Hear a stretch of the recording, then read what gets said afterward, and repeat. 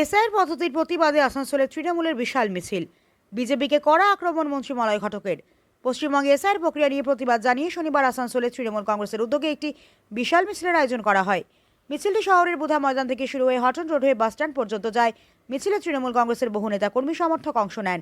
এই কর্মসূচিতে উপস্থিত ছিলেন রাজ্যের আইন ও শ্রমমন্ত্রী মলয় ঘটক, আসানসোল পৌর নিগমের এমআইসি গুরুদাস চট্টোপাধ্যায়, বড় চেয়ারম্যান অনিমেষ দাস সহ দলের একাধিক নেতৃত্ব। মিছিল চলাকালীন কর্মী সমর্থকরা এসআইয়ের প্রক্রিয়ার বিরুদ্ধে বিভিন্ন স্লোগান দেন এবং নির্বাচন কমিশনের ভূমিকা নিয়ে প্রতিবাদ জানান। মিছিল শেষে বক্তব্য রাখতে গিয়ে মন্ত্রী মলয় ঘটক বলেন, তৃণমূল কংগ্রেসের পক্ষ থেকে এই মিছিলের ডাক দেওয়া হয়েছে এসআইয়ের প্রক্রিয়ার প্রতিবাদে। তার অভিযোগ, বিজেপির ইঙ্গিতে নির্বাচন কমিশন রাজ্যের বৈধ ভোটারদের নাম ভোটার তালিকা থেকে বাদ দেওয়ার চেষ্টা করছে। তিনি দাবি করেন, সুষ্ঠুভাবে নির্বাচন হলে পশ্চিমবঙ্গে বিজেপির জয় পাওয়া সম্ভব নয় বলে এই ধরনের ষড়যন্ত্র করা হচ্ছে। এদিন বিজেপির পরিবর্তন সংকল্প যাত্রা নিয়ে কটাক্ষ করেন মন্ত্রী। তিনি বলেন, বিজেপির কর্মসূচিতে 10 জনের বেশি মানুষ উপস্থিত ছিলেন না। যারা এসেছিলেন তাদেরও নাকি টাকা দিয়ে আনা হয়েছে।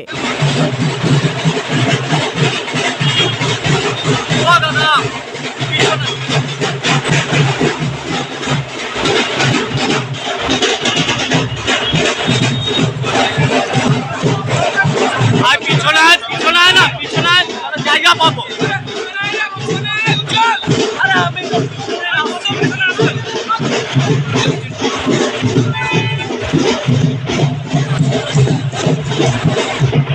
পাপন এবার টান, পিছনে টান। ভাই পিছনে পিছনে, আরে তাহলে ফুল ফ্রেমটা পাবে।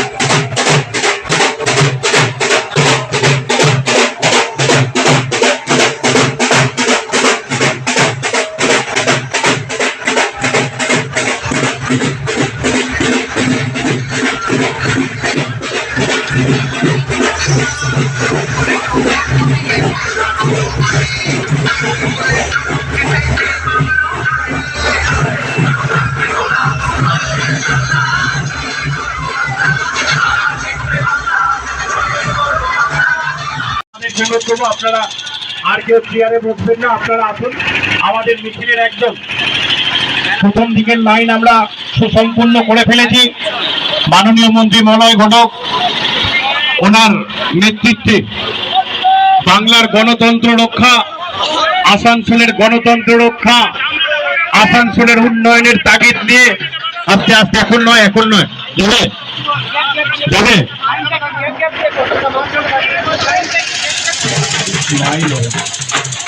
আস্তে আস্তে আগে ট্যাবেলোটা ধরো, ট্যাবেলোটা বাস ধরো, বাসটা ঢুকে একটু দাঁড়াও, বাসটা ঢুকলে বাসটা ঢুকে বাস।